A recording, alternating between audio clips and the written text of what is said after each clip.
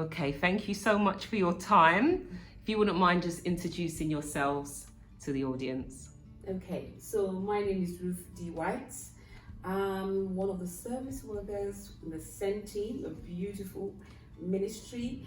Been here for close to more than 10 years now, working in the church, and we found the need to set up the SEN Ministry. So here we are. Fantastic, thank you. My name is Shirley. I'm also part of the SENS team, and I've been attending this church for just over 10 years, and it's a real pleasure to work in this ministry with special needs. Thank you very much. So please tell me more about the SEN Ministry.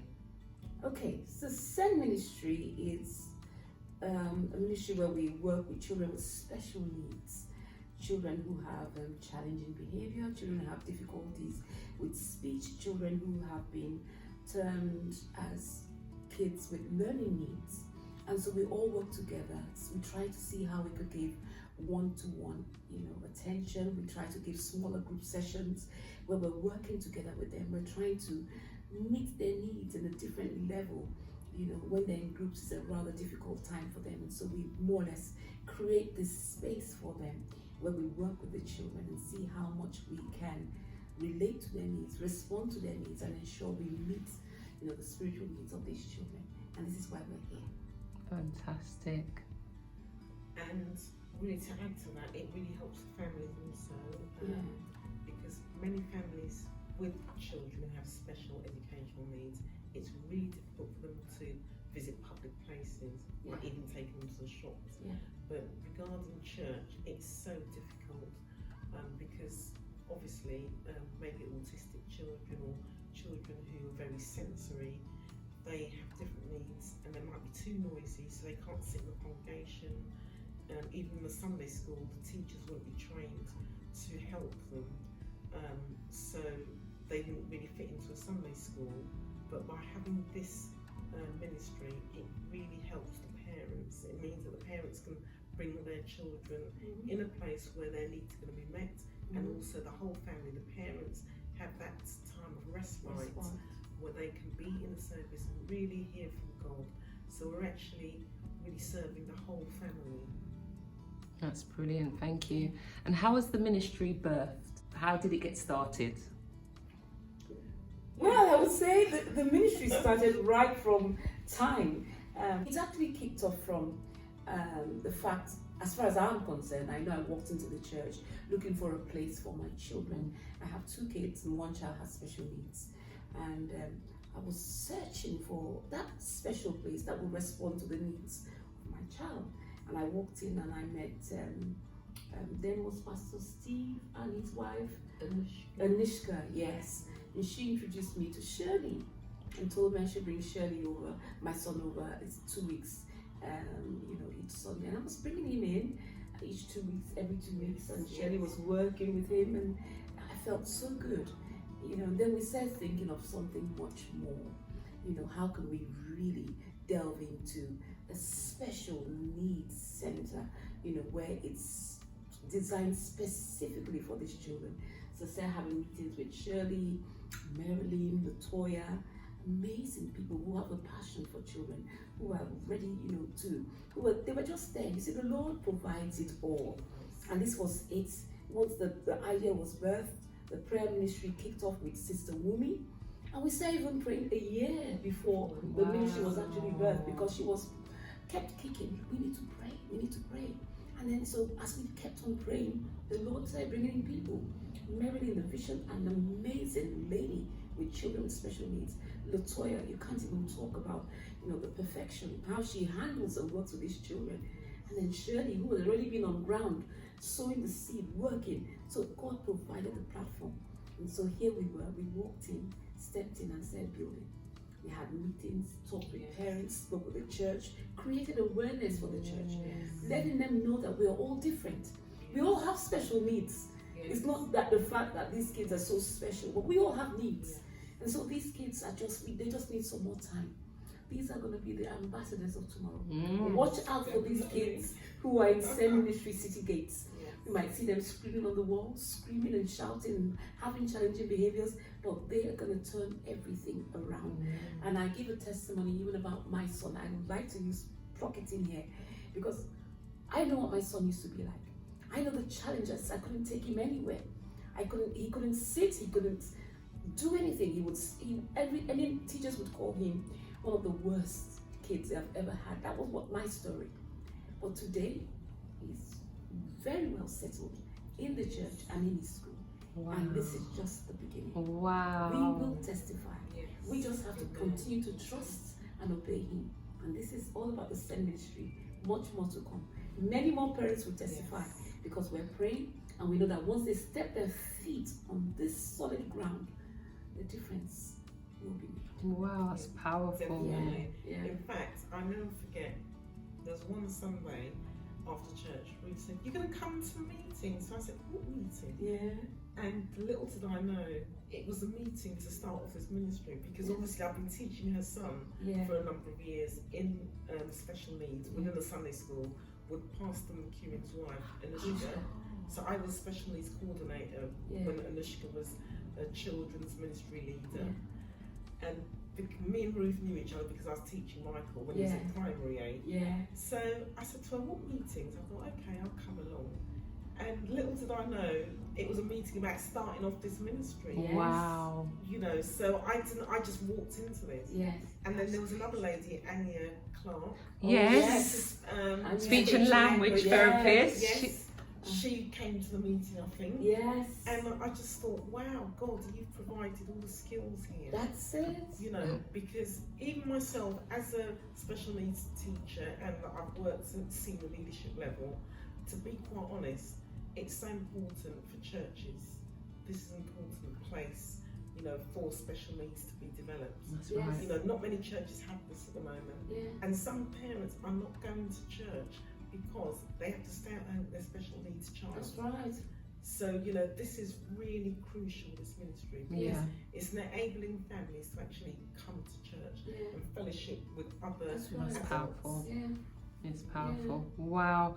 And as you mentioned earlier, your team are from professional backgrounds, all different backgrounds. Just name some of their professions. We talk about psychology experts, speech and language experts. We talk about educational consultants, of which I'm one. I'm also into psychology. We also talk about people who have experience and people who have been working with them for kids with special needs for over 25 years. Wow. And deeper still, people who have been called to serve. That's the ultimate. And they have the fruits of the Spirit where they're dealing with love, patience, joy, working together to see how they can make a difference in the lives of these children. And so creativity comes from on high. And so they bring in intervention strategies to see how they can help make a difference in the lives of these children. That is fantastic. That's amazing. And how many families are known to the ministry or under the ministry? Well, I'd say certainly I work with the primary aged children, and I'd say there's at least 12 families that we have coming here. There's probably more, but there's definitely at least 12 within just the primary age range. And for the secondary, because we're actually split into 3 groups. We have the Moses, the Daniel, and the Solomon's group. And these are based on ages and also based on, you know, how we can relate with them and communicate with the children. And for the kids older than 10, from 11 to 25, basically, yes, we work with these kids. And we have close to, from both the Solomon and the Daniels, we'll be talking about between a range of 12 to 20 families. Wow. And it's not just, you know, working with them in church. We also have opportunities where we go for outings. We work with the families. We have prayer sessions with the family. We also go out ourselves as moms and dads. You know, we have a time out. You know, spa time, bowling, and all that. It's all part of God's plan. Knowing, like the word that came for today while we were having our session upstairs, you know, the word came that we are wonderfully and fearfully made. God has made us specially for a purpose and for a reason. And these kids are here for a reason. And you know, the parents need a network. Yes. And this provides fantastic networking opportunities parents. Yeah. You know, because you know what it's like. You know, you've got a special needs child. Other parents aren't that empathetic. They don't understand. Mm-hmm. And some parents don't even want to speak to you know parents like yourselves. They don't want to have much to do with families that have special needs. But when we have this setup, it's fantastic for parents. They find friends in this group. You have like a testimony, whether it's personal or whether a family have shared with you about what they've got out or their children have got out of the ministry. Actually, there's one family, there's one lady in our group, and she did say that, she said, you know, this is the first time I've been to church in 2 years. Wow. Because obviously there's no church that could cater for her child. So that's the kind of testimonies, that's the kind of support and relief that is given to parents. Yeah, we have parents who talk about being, you know, having the confidence to work with a child with special needs now, knowing that people know and understand what they're going through. So that confidence and awareness, and they're coming in confident, and they're having other people relate with their children. I, for instance, I have my son who started going off for, you know, limitless, you know, organization. What was the last? They had programs here for the youth, and him not just going out for 1 day, 5 days on his own. Was it the camp? Yes. Wow, he went on to camp. He went onto the camp, and this is a child who could not, you know, sit still. He was not independent. But today he went to the camp, and even he had his cousins alongside with him. He'd been going previously with his older brother, but for the past 2 years that's been going on his own, and it's a great testimony for me. I have so much peace in my heart, knowing that there are people around that understand who he is, and are able, and they relate with him. They accommodate, you know, his challenges or whatever they see as a challenge. You know what? He's doing well. That's fantastic. I remember teaching Michael when he was down there. Wow. And to see him now, how old is he? 20 now. 20. Yes. And to see how he's very independent. He knows how to conduct himself in public. I'm thinking, wow. But he's amazing. He's changed so much. That is amazing. Can I ask, what's his diagnosis? Global developmental delay. And so he had challenges with reading, writing, speaking, challenging behavior. He had problems with speech, problems with everything you could think of. I could, you know, the amazing things, the major thing I could think of was especially when we went out to the shops, and I find him rolling on the floor, screaming and shouting and spitting and biting and pinching. In fact, I remember, you know, the schools where he used to be, somewhere in Redbridge, you know, they had to, you know, tie their hair because they would pull off their hair, you know, all sorts. It was crazy. And then you begin to think, what exactly is wrong? You go from one educational psychologist to another, like some of them can't really determine what really the issue is. And so at some point I just felt, you know, it's time to just trust the Lord. Yes, and then work with the team, but trust the Lord, and I've not been disappointed. What a testimony. Yes. That is powerful, and I know that'd be very encouraging for a lot of parents watching this, because one of the biggest struggles we face, as well as all the discrimination and the prejudice in society, but it is isolation. It's sometimes you don't even know you're isolating yourself and your family. It's when you think, oh, I've not been out for a while. If a friend has invited you, you convince yourself it's easier if we stay at home, got the garden, let the children play. And as you said, now this ministry has given families the opportunity to come out of their house, mix with others. That's a network. It's and just that's a means of showing God's love. You know, the more families are isolated, the more they get depressed. The more they get into all sorts of situations and feel, you know, no one, rejection is the key. It is rejection. And so we need to open up our arms. This is not just about City Gates, it's about all other churches.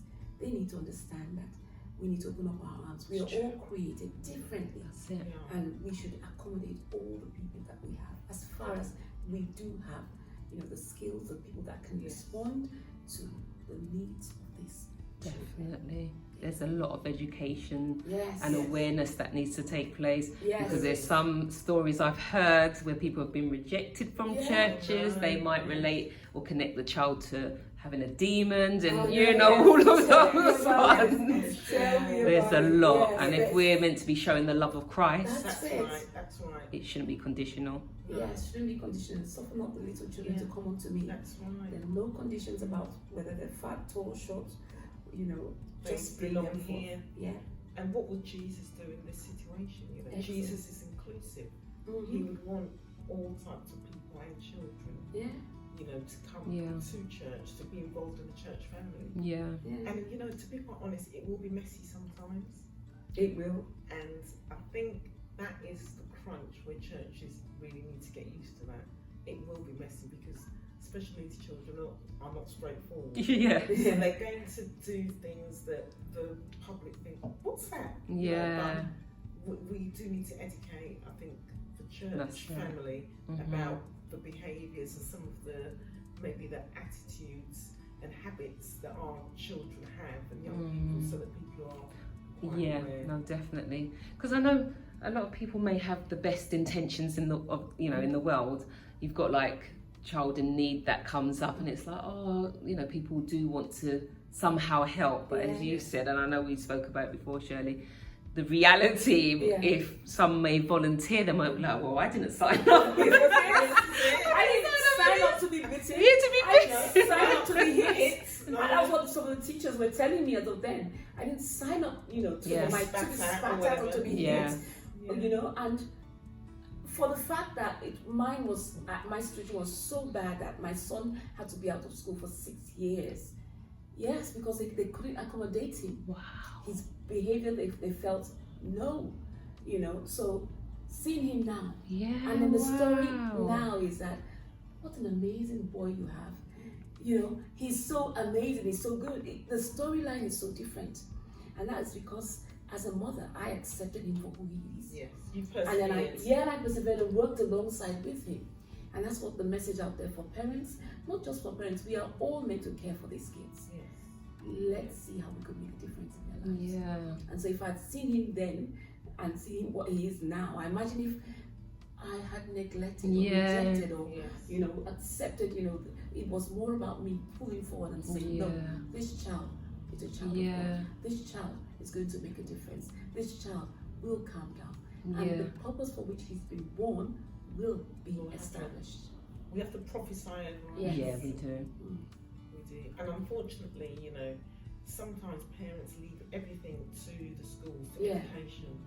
But, the parents really have to take, like Ruth has, take that mantle, take that responsibility. Right. It's not easy, but it really does pay off. Yeah. It is down to the buck really stops with the parent. Yeah. Having that belief in the child. Yeah.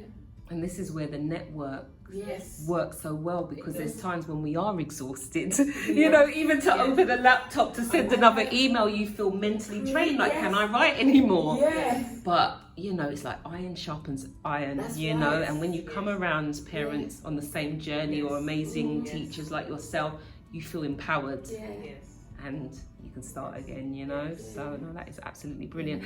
So, just to say as well, we have you've got an amazing new sensory room as well, which we're Yes. That's absolutely. So I'll be showing you guys the lovely sensory room shortly. But no, is there anything else you would like to sort of share or? The sensory room is God's provision. Yeah. And we talked about that from the beginning. So God just, we talked about the fact that we were praying and He gave provision for the kind of people that will work with His children. So too He's provided resources. Wow. He has made a way, and He's still making a way. Yeah. Much more than we can ever imagine. Yeah. And so it all starts with trusting, obeying Him and working that way. And so have a look at our section. It's an amazing, conducive atmosphere for these children, because most of the kids just want to have a time to relax and calm down, and this is a beautiful place for them. It's a sensory room where they could go in and have respite, where they could go in and discover more for themselves. Have a time of peaceful Peace, serenity, and that's what's in there. That's Much fantastic. more to come. There's a lot. Brilliant. Yeah. And sorry, go on. I was just going to say, I think if there's any special needs families or parents who have special needs children, do try and find a church that will actually accept you and your child. Right. If you're living locally, you're free to come to City Gate. But if check out your locality, your churches locally, and see if they do have something. Yeah. Because it's important for you as parents to get out, get your child out into the community and in the church family. Right. Yeah, Right. that's amazing. They need to feel loved. They need to feel wanted. Yeah. They need to feel the warmth of God Himself. So, let's do Brilliant. this. Ruth and Shirley, I just want to say a big thank you. Thank you so much. Thank you for your time today, but also to say thank you so much for the time and the effort that you've given to my own son, which I'll share at the beginning. But no, honestly, there's been times where it's been extremely difficult and challenging, but you know what? I just thank God that I have that opportunity, and Callum has that opportunity to be loved, to be nurtured, to be looked after, to have fun. Yes. And John and I can also sit down for an hour and a half and relax and have respite. Honestly, so thank you so much, and I really hope that local families will be able to sort of connect with this church, and as you say, for ones that might be elsewhere, that they'll find their own, because it's important to get out there. Okay, so thank you so much. Thank you. Brilliant. God bless. Take care. Okay, so I want to talk about my book, and the name of my book is called My Excellent Child. I am a parent of special needs, as well as the fact that I also work alongside with children and families with special needs. And so the book was born out of the challenges parents face, when we go for these educational healthcare plan meetings. And it's all about understanding the excellence within our children. We need to know that these children are born for a reason and for a purpose. And so the book clarifies, illustrates what we need to do during these meetings. So it's all about weaving through, the aspirations, the needs, the outcomes and the provisions of these children. So it carries us through. How prepared are we as parents for these meetings? And this document, when we talk about educational healthcare plans, are not just documents that are meant to be read. They are working documents that are meant to be followed. We need to understand every word that is written down. What are our aspirations? What is your child's aspiration? Even if my child, for instance, wants to become a drummer, a musician. So we need to ensure that it's illustrated there. So every other thing works alongside to ensure that he is targeting his desire, his aspiration. Now, what are the things hindering him? What's stopping him from, aspiring or making that progress? And that's where we talk about his needs. And that's where you see the book illustrating and guiding us to understand the needs of our children. And we break this down into, according to the SEN Code of Practice, we break it down into speech and communication needs. We break it down into attention and I'll get back to that, because I can't bring all that in. Physical and sensory issues. So there are basically 4 aspects of needs, and we as parents need to understand these needs, write them down, and then see how we can ensure that we're able to look out for what outcomes we're going to have, based on the needs or the challenges the parents your child has. So I'm aspiring for my child to become a drummer. What are the hindrances? His hindrances will come from cognition and learning. That's it. It's coming. Physical and sensory needs. We're talking about communication needs. You understand? So these are the challenges that will hinder him. That's been identified. We now go down to the outcomes. What do we actually want him to do? And so we talk about, okay, because of this, we want to see how we could work in the school, to see how we can make a difference. What can we do? Okay, we could bring in one-to-one intervention sessions. We could do this and all that. What are the outcomes? We want to see at the end of this specific term, he's able to play, understand the parts of, the the drum set. We want to see how he's understand to play little rhythms on the drum. So we should have targets at each time of his life.